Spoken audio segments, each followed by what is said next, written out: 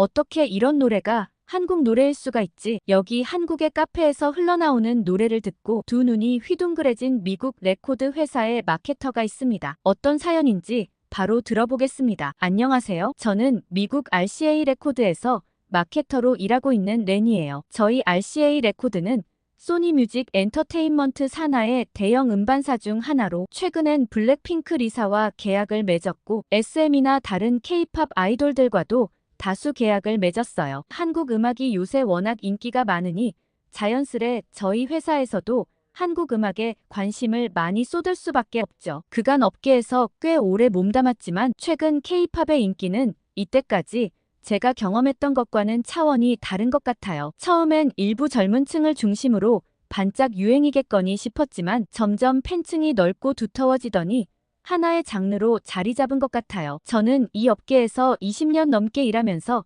나름의 성공을 거두었어요. 하지만 아무리 이렇게 사회적으로 성공을 하면 뭐 하겠어요. 제겐 정말 큰 걱정거리가 하나 있어요. 바로 제 아들 헨리의 건강 문제예요. 제 아들은 정말 눈에 넣어도 아프지 않을 소중한 아이예요. 처음에 저는 출산은커녕 결혼도 못할 줄 알았는데 지금 남편과 운명처럼 만나 사랑에 빠졌습니다. 워낙 늦은 나이에 결혼했던지라 곧바로 아이를 가지기 위해 노력을 했지만 좀처럼 잘 되지 않더라고요. 온갖 시술을 하고 나서야 겨우 가지게 된 아이였어요. 그런데 아이 건강에 문제가 있으니 이게 다 제 탓인 것만 같고 죄책감에 시달리게 되더라고요. 그날도 여느 때와 다름없이 바쁜 하루를 보내고 있었어요. 한국 K-팝 가수의 앨범을 미국 버전으로 재출시를 하기 위해 마케팅 전략 회의가 한창이었죠. 회의실 벽면을 가득 채운 차트와 그래프들을 보며 동료들과 열띤 토론을 벌이고 있었습니다. 그때 제 휴대폰에 진동이 울렸고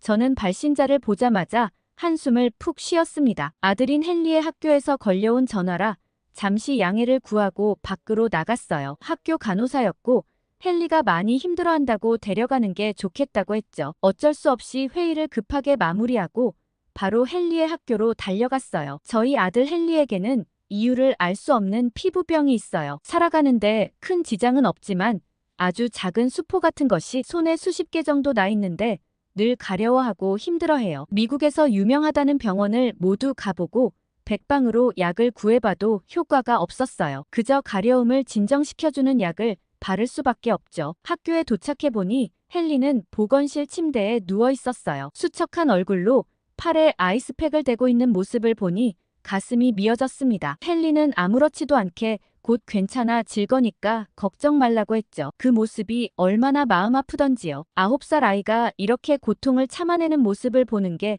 저에겐 가장 힘든 일이었어요. 집에 도착해서 헨리를 재우고 나서야 눈물이 터져 나왔습니다. 이런 일이 한두 번이 아니었지만 겪을 때마다 마음이 괴로웠어요. 남편은 제 잘못이 아니라며 저를 안아주며 위로했지만 계속해서 나쁜 생각만 들더라고요. 밖에서는 RCA 레코드에서 성공한 마케터로 인정받고 있지만 정작 우리 아이의 고통은 해결해주지 못하고 있다는 사실이 정말 괴로웠어요. 그러던 어느 날 남편이 갑자기 낮 시간에 전화를 한 통 했어요. 보통 일하는 시간엔 연락하지 않는 사람이 무슨 일인가 했죠. 그러더니 제게 오늘 가족 회의를 해야 할 것 같다고 마음의 준비를 하라고 하는 거예요. 평소에 이런 적이 없었던지라 내내 저녁 시간만 기다렸어요. 그렇게 남편이 퇴근하자마자 도대체 무슨 일이냐고 물었고 남편의 입에서 나온 이야기에 저는 머리가 아파왔습니다. 남편이 한국 주재원으로 발령받았다는 게 아니겠어요? 남편은 자기에게 되게 좋은 기회가 될 거고 한국의 우수한 연구원들과 함께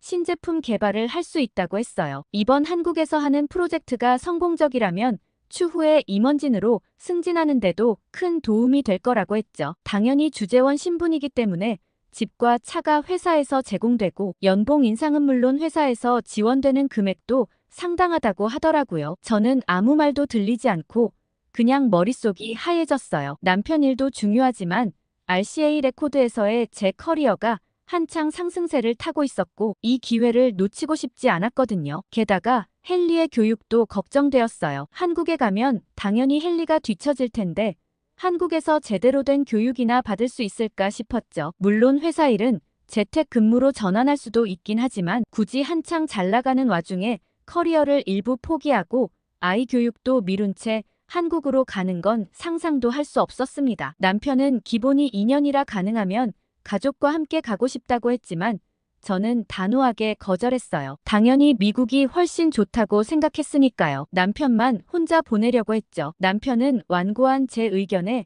어쩔 수 없이 수긍하고는 혼자 한국에 들어갈 준비를 했어요. 그런데 얼마 지나지 않아서일까요? 남편이 갑자기 상사와 가족 식사 자리가 잡혔다고 초대에 응해야 한다고 하는 거예요. 보통 이런 일은 한참 전에 미리 알려주는 편인데 왜 이렇게 급하게 잡았냐고 한마디 했지만 이런 식사 모임은 남편 커리어를 위해 중요한 자리인 경우가 많기 때문에 선물을 준비해서 초대에 응했습니다. 남편을 초대하신 상사는 바로 직전에 한국에 다녀온 주재원 가족분들이었어요. 처음에는 그저 의례적인 만남이라고 생각했는데 그 자리에서 들은 이야기가 제 생각을 완전히 바꿔놓았습니다. 전임자의 아내 레베카는 한국에 대한 칭찬을 아끼지 않았어요. 특히 아이들 키우기가 너무 좋다고 열변을 토했죠. 제 귀를 의심할 정도였어요. 그리고 그녀가 들려준 믿기지 않는 경험담은 저를 더욱 놀라게 했습니다. 레베카의 아이는 원래 잔병 치레가 많아 늘 걱정이었다고 해요. 그런데 신기하게도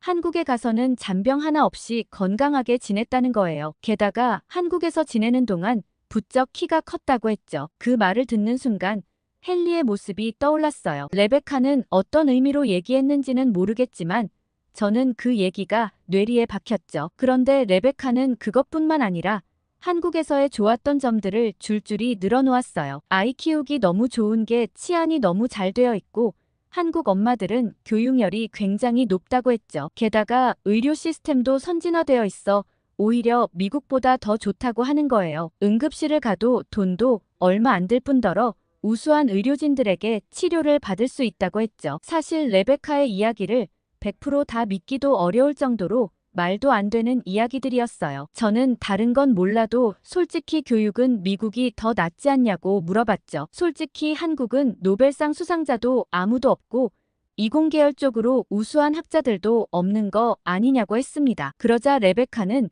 한국만큼 교사의 학력이 높은 나라가 또 없다고 했어요. 한국에서는 미국과 달리 상위권 학생들이 교사를 지원해 아이들을 가르치기 때문에 공교육의 수준이 굉장히 높다고 했습니다. 또한 아이들과 학부모가 공부에 대한 열정이 높고 적극적으로 학교 활동에 참여한다고 했죠. 게다가 방과 후 활동도 다양해서 아이들의 재능을 키우기에 좋다고 했어요. 저는 남편이 일부러 저와 함께 가려고 레베카를 섭외한 게 아닐까 싶을 정도로 레베카는 한국에 대한 칭찬 일색이더라고요. 그런데 집에 찾아와서 알아봤더니 정말 한국은 상위권 학생들이 전부 교사에 지원했다는 점이 인상 깊었어요. 기본적인 공교육의 질은 나쁘지 않겠다는 생각이 들었죠. 이 사실을 알아보고 나서는 오히려 머릿속이 복잡했어요. 사실 다른 것보다 그 집 아이가 건강해졌다는 얘기에 계속 희망을 갖게 되더라고요. 침대에 누워 천장을 바라보며 생각에 잠겼어요. 혹시 한국에 가면 헨리의 피부병이 조금이라도 나아질 수 있지 않을까 싶었어요. 그간 온갖 방법을 다 써도 안 됐는데 한국에 가서 뭐 달라지겠어 싶으면서도 혹시나 하는 마음이었죠. 완치가 되지 않더라도 가려움이 조금이라도 줄어들 수 있다면 그것만으로도 저는 한국에 갈 만한 가치가 있다고 생각했거든요. 제 커리어보단 헨리의 건강이 더 중요하니까요. 밤새 고민한 끝에 저는 결심을 굳혔어요. 남편에게 한국행을 결정했다고 말했죠. 남편은 놀라워하면서도 기뻐했어요. 이 모든 게 헨리 때문이라는 걸 남편도 잘 알고 있었죠. 새로운 환경에 적응하고 언어나 문화에 익숙해지기까지는 분명 어려움이 있을 거라고 했어요. 하지만 우리 가족 모두가 함께라는 게 중요하다고 했죠. 한국에 도착한 첫날 저는 마치 다른 세계에 온 것 같은 기분이었어요. 낯선 한글 간판들과 분주히 오가는 사람들 그리고 코끝을 스치는 낯선 향신료 냄새까지 모든 것이 새롭고 혼란스러웠습니다. 하지만 제가 한국 생활에 어려움이 있을 때마다 레베카에게 전화해서 물어보았어요. 레베카는 얼마든지 물어봐도 좋다며 한국 생활에 잘 정착할 수 있도록 도와주겠다고 했죠. 다행히 그녀의 도움으로 우리는 예상보다 빠르게 새로운 환경에 적응해 나갔습니다. 물론 남편의 회사 직원도 저희가 집을 계약하는 것부터 생활용품 구입까지 모든 면을 꼼꼼히 살펴봐 주었죠. 그런데 아무래도 가장 큰 고민은 헨리의 학교 선택이었어요. 저는 무조건 국제학교를 보내야겠다고 생각했거든요. 헨리가 한국어를 못할 뿐더러 한국 아이들보단 주재원 아이들과 어울리는 게 더 좋지 않겠냐는 생각이었어요. 그런데 제 말을 들은 레베카는 저를 극구 말렸습니다. 레베카도 처음에 저와 같은 생각으로 국제학교를 보냈다가 크게 후회했다고 하더라고요. 저는 무슨 일이 있는지 궁금했고 레베카는 그게 다 언젠가 돌아갈 아이들이라 행동이 반듯하지 못하고 정서적으로 붕 떠 있는 것 같다고 하더라고요. 그 반면 한국 학교 아이들은 예의 바르고 규칙을 잘 지키는 편이고 우리 아이가 한국어를 잘하지 못해도 한국 아이들이 영어를 곧잘 하는 편인데다가 남을 잘 도와준다고 했죠. 아마 국제학교 보내고 나서도 한국 학교를 보내게 될 거라고 하더라고요. 저는 남편과 고민 끝에 한국 학교를 선택했습니다. 한국 학교로 결정하고 나서도 여전히 긴가민가했지만 헨리도 한국 학교를 한번 다녀보고 싶다고 하더라고요. 조금 걱정되긴 하지만 한국 친구들을 사귈 기회가 또 없는 거 아니냐고 하면서요. 드디어 헨리의 첫 등교일 우리 가족은 모두 긴장했어요. 학교에 도착하자 교장 선생님을 만나러 갔고 교장 선생님의 따뜻한 미소에 조금은 마음이 놓였습니다. 그래도 여전히 걱정스러워 헨리가 교실에 들어가는 모습은 먼 발치에서 보고 가고 싶다고 했죠. 교장 선생님의 배려로 아이들 눈에 띄지 않게 멀리서 헨리를 볼 수 있었어요. 헨리가 교실에 들어서자 모든 아이들이 호기심 어린 눈으로 헨리를 바라보았어요. 담임 선생님께서 헨리를 소개하시고 아이들에게 헨리를 잘 도와달라고 당부하셨죠. 그 순간 한 여학생이 손을 들고 유창한 영어로 헨리에게 인사를 건넸어요. 저는 깜짝 놀랐습니다. 그 여학생뿐 아니라 여기저기서 헨리에게 영어로 말을 거는 친구들이 많았거든요. 그제서야 마음이 좀 놓였습니다. 수업이 시작되고 저는 교장 선생님과 면담을 가졌어요. 학교 영어 선생님께서 도움을 주셨는데 한국에서만 공부했다고 하셨는데도 영어 선생님의 발음이나 문장 구사 능력이 거의 현지인이나 다름없더라고요. 한국의 상위권 학생들이 교사를 지원한다는 게 피부로 와닿았습니다. 이런 선생님들이라면 헨리를 마음 놓고 맡길 수 있겠다 싶었죠. 교장 선생님께서는 학교의 교육 철학과 프로그램에 대해 자세히 설명해 주셨습니다. 그리고 급식실도 둘러볼 수 있도록 해주셨죠. 저는 미국과는 차원이 다른 급식실에 두 눈이 휘둥그레졌습니다. 깔끔하게 정돈된 식당과 위생적인 급식실, 그리고 식단표에 적혀있는 다양한 반찬들과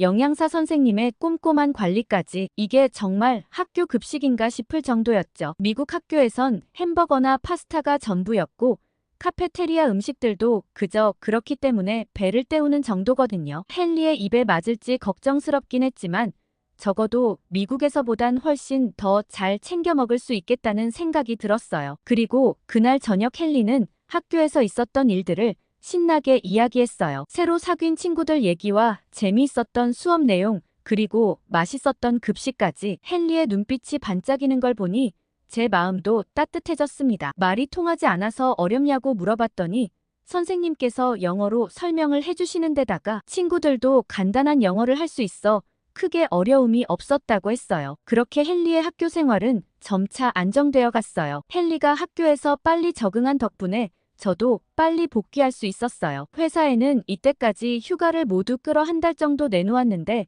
3주 만에 다시 복귀 신청을 했죠. 물론 시차도 다르고 근무 형태도 달라졌기 때문에 급여도 훨씬 줄었고 하던 업무도 달라졌지만 이렇게라도 커리어를 이어갈 수 있는 게 그나마 다행이었어요. 그날도 카페에서 일을 하고 있었어요. 그런데 그날따라 업무에 집중하기가 힘들더라고요. 회사에서 근무하면 막히는 부분에서는 바로 담당자를 찾아가 물어보기도 하고 직접 자료를 찾는 것도 어렵지 않았는데 재택을 하다 보니 제가 하나부터 열까지 다 찾아봐야 하는 일이 허다했어요. 분명 업무는 줄었는데 업무량은 더 많아진 느낌이었죠. 마음이 답답해 한숨을 크게 쉬고 나서 카페 풍경에 눈길을 돌렸어요. 그런데 카페에서 흘러나오는 낯선 음악을 듣고 제 눈이 번쩍 뜨였어요. 처음 들어보는 멜로디의 가사가 무슨 말인지도 알 수 없었지만 왠지 모르게 가슴을 울리는 힘이 있었어요. 이 노래는 무조건 뜬다 싶었죠. 노래가 끝나자 저도 모르게 카운터로 향했습니다. 카페 주인에게 방금 나온 노래가 무엇인지 물어봤죠. 주인은 놀란 표정으로 저를 바라보더니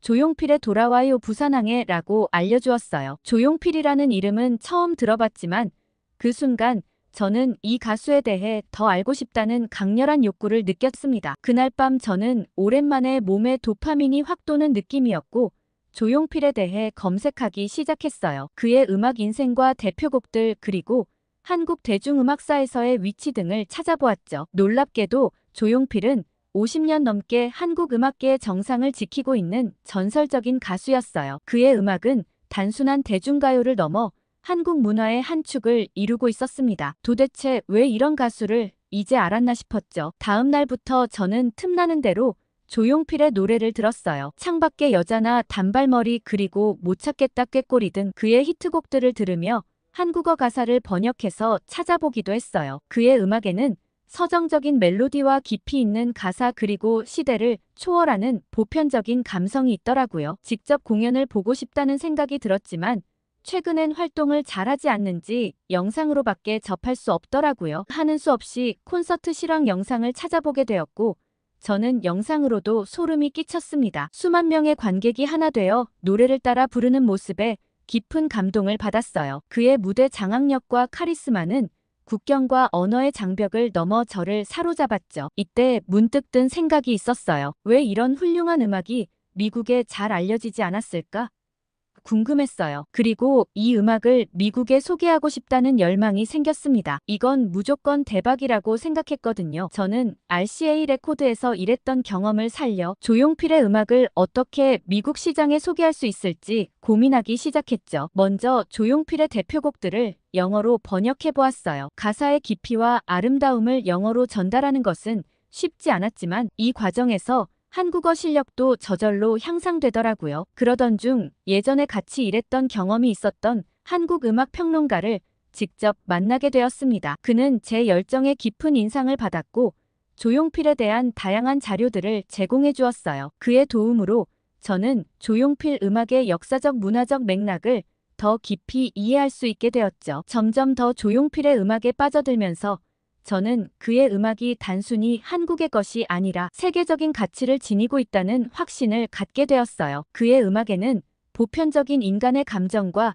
삶의 이야기가 담겨 있었고 이는 문화와 언어의 장벽을 넘어 모든 이의 마음을 울릴 수 있을 것 같았습니다. 그렇게 한참 조용필의 음악에 빠져있던 어느 날 헨리를 학교에 데려다주고 돌아와 커피를 마시며 뉴스를 확인하던 중 제 손에서 커피잔이 떨어질 뻔했습니다. 미국 조지아주의 고등학교에서 총기 난사 사건이 발생해 4명이 사망하고 9명이 다쳤다는 소식이었어요. 순간 제 머릿속에는 조지아주에서 고등학교를 다니는 조카 제이크가 생각났어요. 바로 미국으로 전화를 걸었죠. 천만다행히 제이크의 학교는 아니었지만 당분간 학교를 보내지 않을 생각이라고 하더라고요. 저는 그 마음이 이해가 됐어요. 이 사건에서 더 충격적인 사실은 범인이 14세 학생이었고 피해자 중에는 교사도 있었다는 소식이었죠. 그러면서 저는 지금 한국에 있다는 사실이 더없이 감사했습니다. 그간 잊고 있었지만 한국에서의 삶이 얼마나 안전한지 새삼 깨달았거든요. 헨리가 매일 아침 혼자 걸어서 등교하는 모습이나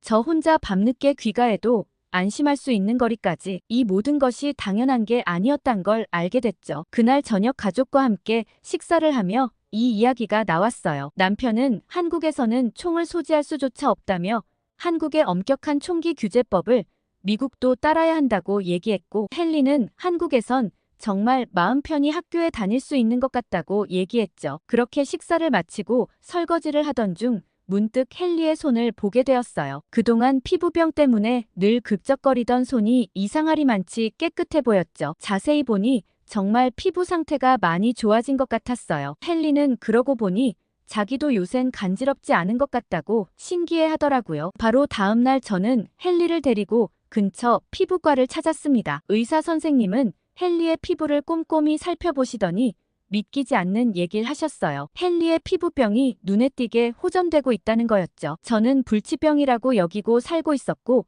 미국에선 아무리 좋은 약을 먹여도 소용이 없었다고 얘기했어요. 그러자 선생님은 혹시 식습관이나 스트레스 측면에서 아이에게 큰 변화가 생긴 게 있냐고 물었고 저는 한국 생활을 한 지 얼마 안 되었다고 말씀드렸어요. 한국에 오고 나서 아무래도 제가 재택근무를 하면서 헨리가 비교적 규칙적인 생활을 하게 되었고 점심은 학교 급식인 한식을 먹게 되었다는 것도 말씀드렸죠. 의사 선생님은 환경이 달라지면 스트레스 반응으로 발진이 더 심해질 수 있었을 것 같기도 한데 다행히 아이가 한국 생활에 잘 적응한 것 같고 그동안 피부병의 원인이 식습관 때문이었을 수도 있다고 얘기하셨어요. 아마 자극이 없는 야채 위주의 한식 식단이 피부 건강에 도움이 될 수도 있었을 거라고 설명하시더라고요. 저는 절대 고칠 수 없을 것만 같았던 헨리의 고질병이 이렇게 호전되었다는 점에 너무 기뻤고 헨리는 더 이상 간지러움을 낫게 해주는 약을 바를 필요가 없어 보였어요. 저는 그날 이후 저녁 식단까지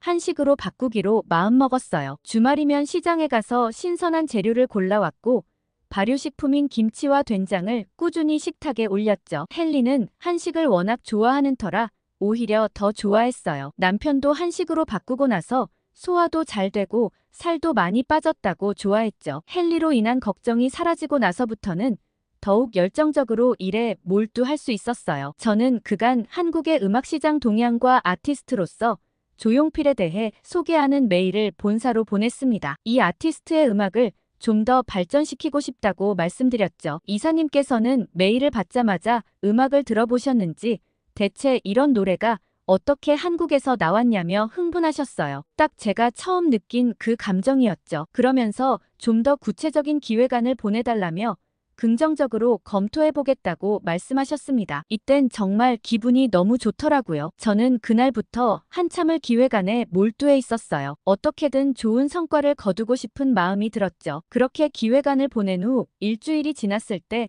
본사에서는 화상회의를 제안해왔어요. 시차가 맞지 않아 새벽이었지만 전혀 상관없었습니다. 저는 회의에서 조용필의 음악이 가진 보편적 가치와 한국 음악 시장의 잠재력에 대해 열정적으로 설명했어요. 임원들까지 다 사로잡기는 좀 어렵지 않을까 싶었는데 예상 외로 미국 임원들의 반응이 긍정적이었습니다. 특히 BTS와 블랙핑크 등 K-팝의 성공 이후 한국 음악에 대한 관심이 높아진 상황이라 제 제안이 시기적절하다고 평가하더라고요. 회의가 끝나고 며칠 후 제 프로젝트는 승인됐고 저는 본격적으로 본사팀과 함께 일을 시작하게 되었어요. 게다가 더 놀라운 건 본사에서 제게 승진 기회를 주었습니다. 조용필과 같은 한국 음악 발굴을 위한 새로운 직책을 맡았으면 좋겠다며 한국 음악 디렉터를 해달라고 요구했죠. 이 소식을 들은 순간 저는 눈물이 날 것 같았어요. 커리어를 포기하며 한국에 온 순간 모든 게 끝일 거라 생각했는데